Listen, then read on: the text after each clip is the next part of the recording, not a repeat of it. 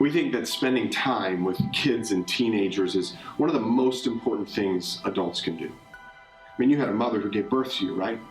You had a parent or guardian who didn't let you starve to death, or really any adult who kept you from running into the middle of a busy street. Think about it this way.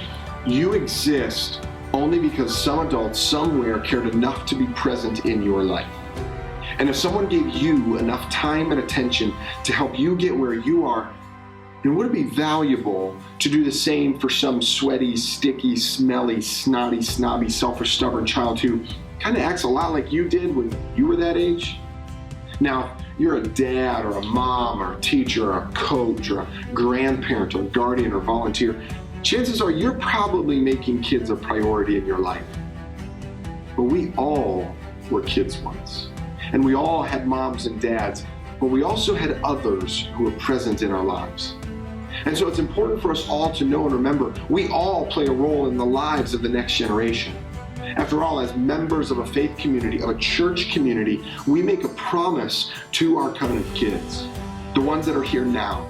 Now let's face it, there will always be kids, but the kids that are here now will not always be kids. We have a limited amount of time to imprint on the soul of a child the importance of a relationship with their Creator. Let me show you something visually, because it can help us understand why every week matters and what we do this week matters. This jar of marbles represents how much time you have in weeks with a child from the time that they're born to the time that they graduate high school. There are roughly 936 weeks in the life of a child before they graduate high school. Now, 936 may sound like a lot, but when a child is 9,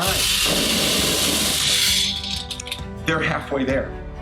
468 weeks left. When a kid gets their driver's license, they only have 156 weeks left. I mean, it moves fast, right? And choosing to ignore it will not cause it to slow down. It might just cause us to miss the time that we do have.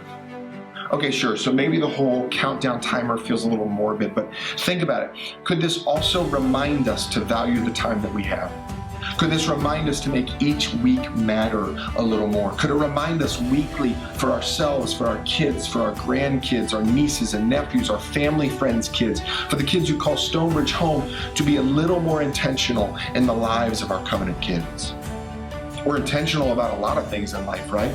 And in a lot of things, we pay attention to how much time we have left. That's because when we see how much time we have left, we tend to do more with the time that we have now. Now, parents, I know, could easily get overwhelmed, maybe feel guilty, maybe this makes you feel a little depressed, right? But here's my final point.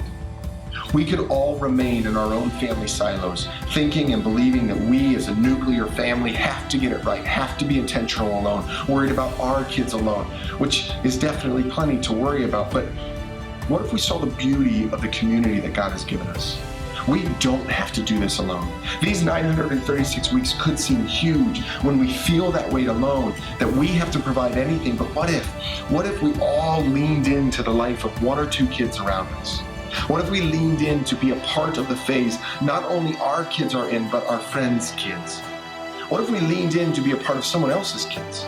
After all, we had others lean into our lives, and when more of us intentionally lean into the lives of the next generation, we begin to multiply and even more make the most of the time we have left.